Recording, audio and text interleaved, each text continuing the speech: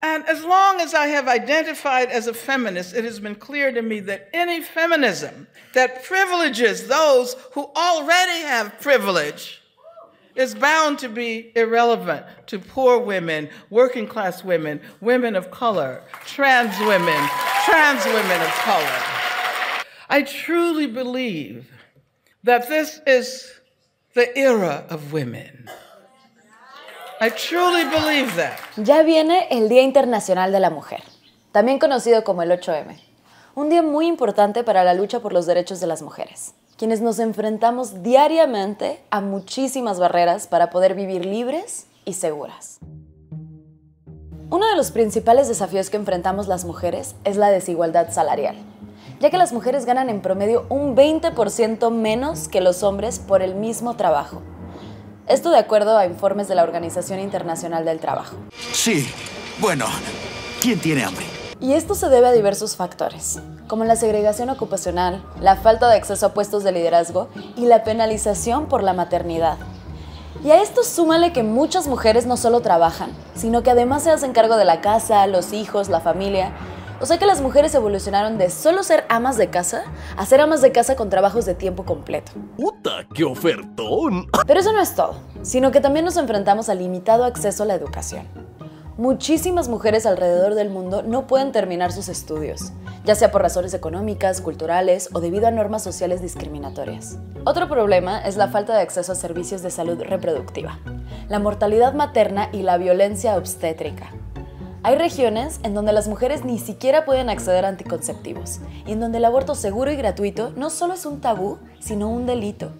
Y por cierto, ¿cuántas mujeres conocen en puestos importantes de liderazgo? Esa es una excelente pregunta. Tenemos a Claudia Sheinbaum, a Clara Brugada, Kamala Harris, pero como que son muy pocas, ¿no? El porcentaje de mujeres en puestos importantes o de alta dirección sigue siendo muy bajo, lo que explica lo mucho que nos hemos tardado en la creación e implementación de políticas públicas que responden a nuestras necesidades. Otra problemática muy alarmante es la violencia de género, que se puede manifestar en el acoso callejero, escalando hasta el abuso físico, psicológico y sexual, y llegando a su forma más extrema, el feminicidio, definido como el asesinato de mujeres por razones de género, y es el resultado de una cultura de impunidad y normalización de la violencia contra la mujer, en donde muchas veces los agresores no son castigados adecuadamente, además de los muchísimos casos que ni siquiera son registrados, ya que hay demasiadas mujeres con barreras sociales y económicas que dificultan sus denuncias. La situación actual del feminicidio en América Latina y el Caribe es bastante preocupante. En 2022, al menos 4.050 mujeres fueron víctimas de este delito en 26 países de la región, o sea, 12 feminicidios diarios. Brasil fue el país con más casos, pero Honduras tuvo la tasa más alta con 4.600 feminicidios por cada 100.000 mujeres.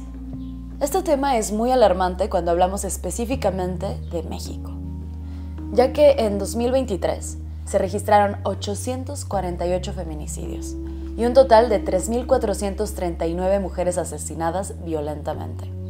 10 mujeres asesinadas cada día.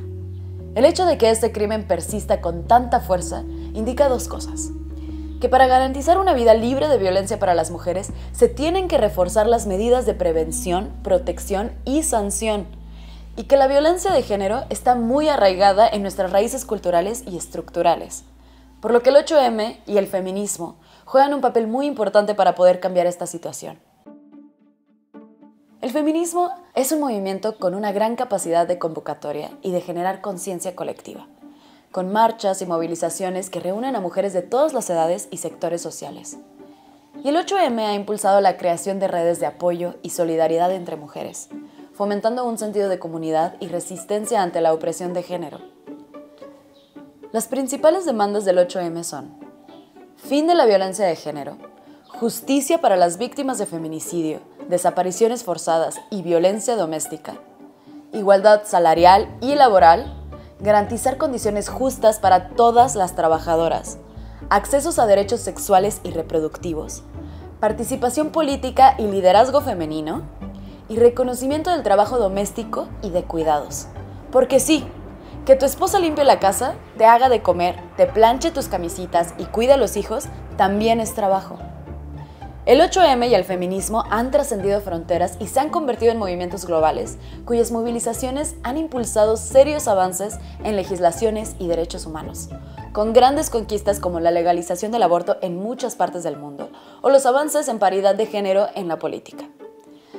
Pero a todo esto, ¿cómo se originó el 8M? El 8M tiene origen en los movimientos obreros de las mujeres en los siglos XIX y XX.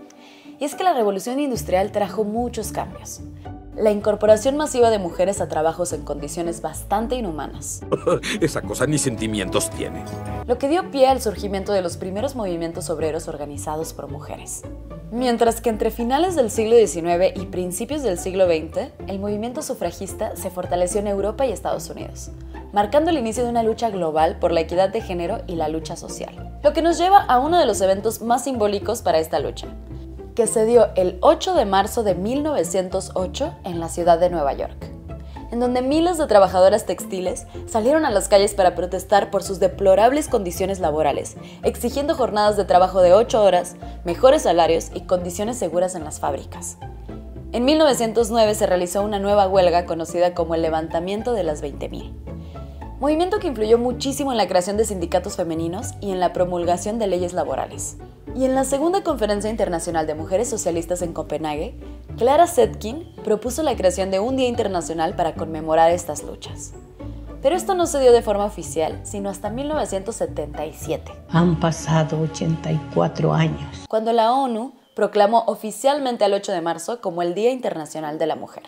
Desde entonces, cada 8 de marzo se conmemora a nivel mundial la lucha de las mujeres por la igualdad. Y todo este proceso va de la mano con la propia evolución del feminismo. Un movimiento con una relevancia global sin precedentes y que se ha adaptado a las necesidades y luchas de distintas épocas. La primera ola del feminismo viene con mujeres como Christine de Pizan, quien escribió La ciudad de las damas en 1405, en donde empezó a cuestionar la invisibilidad, la posición subordinada y las opresiones sociales y culturales hacia las mujeres. Y la primera vez que se formalizó un movimiento de defensa de la igualdad de derechos entre hombres y mujeres fue a raíz de la Revolución Francesa, porque la Declaración de los Derechos del Hombre y del Ciudadano excluía a las mujeres. A mediados del siglo XIX es que empieza la llamada segunda ola del feminismo, antecedida por un evento que se dio en la Convención Mundial Antiesclavista, donde dejaron fuera a un grupo de delegadas norteamericanas, ya que por ser mujeres no podrían tener ni voz ni voto. Por lo que en 1848 nace la Declaración de Seneca Falls. En ella se reflexiona sobre la condición civil y religiosa de las mujeres y los abusos contra ellas sustentadas por las leyes, así como su situación civil y religiosa, incluyendo la sexual. En este punto el feminismo empieza a vincularse más fuertemente con la política, dando pie a ideologías como el socialismo de Flora Tristán y el anarquismo de Clara Zetkin. Se aprueba el sufragio universal en algunos países, empezando por Nueva Zelanda en 1892.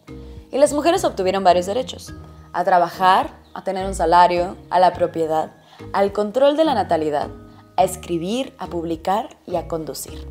La tercera ola del feminismo comienza en la década de los 60, incorporando más perspectivas sobre biología, cultura, roles de género y la posición social. Un texto que tuvo mucho impacto fue La mística de la feminidad, publicado por Betty Friedan en 1963. Por otro lado, se dio una exclusión del feminismo negro, lo que provocó discusiones sobre la importancia de la clase social y la etnicidad, tema que sigue vigente hoy en día. En esa etapa se incorporaron las primeras medidas legislativas en el ámbito social, como en el Reino Unido, en donde empezaron a aplicar permisos de maternidad pagados y protección contra los despidos injustos durante el embarazo, y a tomar medidas para proteger a las víctimas de violencia doméstica y de violación. Y se pusieron sobre la mesa temas como el uso libre de anticonceptivos y la legalización del aborto. La cuarta ola del feminismo empieza después de los años 80 y sigue vigente hoy en día.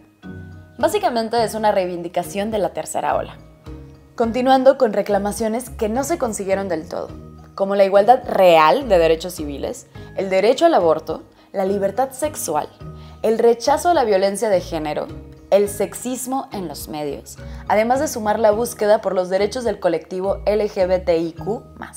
Las redes sociales y las nuevas tecnologías llevaron al movimiento a un activismo más fuerte e intergeneracional, aumentando el alcance y la visibilidad del movimiento y contribuyendo a la diversificación temática, llegando hacia el feminismo decolonial, el ecofeminismo y el ciberfeminismo, llevándonos a movimientos muy importantes como el Me Too. Iniciado por Tarana Burke en el 2006 y que se viralizó en octubre del 2017, cuando Alyssa Milano denunció a través de sus redes sociales a Harvey Weinstein usando el hashtag MeToo. Un reconocido y poderoso productor de Hollywood quien la agredió y abusó sexualmente de ella y de muchas otras más, lo que llevó a miles de mujeres a denunciar situaciones similares con el mismo hashtag. Pero este tipo de movimientos se ha enfrentado con otra barrera: el reciente auge de la ultraderecha, que no para de atacar a las luchas por los derechos de ser ideología de género. Que quién sabe qué significa eso, Nunca lo han sabido explicar bien. Lo que podría significar más retrocesos a los logros conseguidos a lo largo de todos estos años. Pero las barreras y problemáticas no solo vienen de afuera, ya que hay bastantes posturas del propio movimiento feminista que han sido bastante criticadas.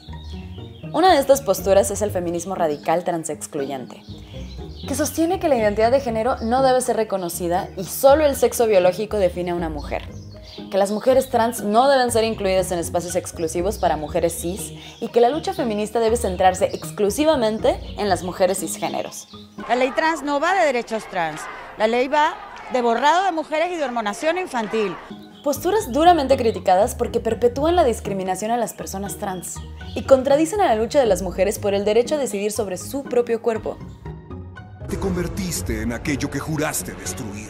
Además de que muchas feministas transexcluyentes han adoptado posturas de ultraderecha, cosa que no tiene mucho sentido para mí si me lo preguntan. México es uno de los países con más violencia contra las personas trans, por lo que estigmatizar y excluir a las mujeres trans solo contribuye a vulnerarlas todavía más, ya que se tiene que enfrentar no solo a la misoginia, sino también a la transfobia y a otro tipo de violencias estructurales. Un feminismo realmente inclusivo debería de reconocer la diversidad de experiencias y comprender que la opresión de género afecta a todas las personas que desafían al patriarcado, lo que por supuesto que incluye a las mujeres trans. No, ni merga. Frente a estos posicionamientos se ha generado una crítica desde el feminismo decolonial, representado por autoras como María Lugones, Yuderquis Espinosa Miñoso y Ochi Curiel, quienes cuestionan al feminismo occidental por excluir experiencias y expresiones de género y de identidad. ¡Qué buen servicio! Ya que el feminismo transexcluyente reproduce lógicas coloniales como el esencialismo biológico. Y esto es explicado muy bien por Lugones, quien argumenta que el género, como lo conocemos hoy en día, es una construcción impuesta por la colonización. Y como ejemplos tenemos a muchas sociedades indígenas y afrodescendientes, en donde las identidades de género no se reducen a una división binaria de hombre y mujer, con concepciones de género mucho más fluidas. Parvati and Shiva, male, female, neither, both. Así que no, Milei. El género fluido no es un invento woke, es literalmente parte de nuestra historia. Cosa que sabrías si leyeras, aunque sea un poquito.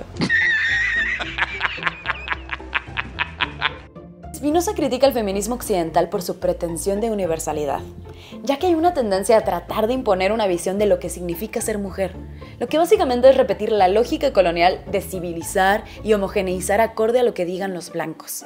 Mientras que Curiel hace un cuestionamiento desde el feminismo lésbico, antirracista y decolonial, criticando las posturas esencialistas y biologicistas que sostienen algunas feministas radicales transexcluyentes.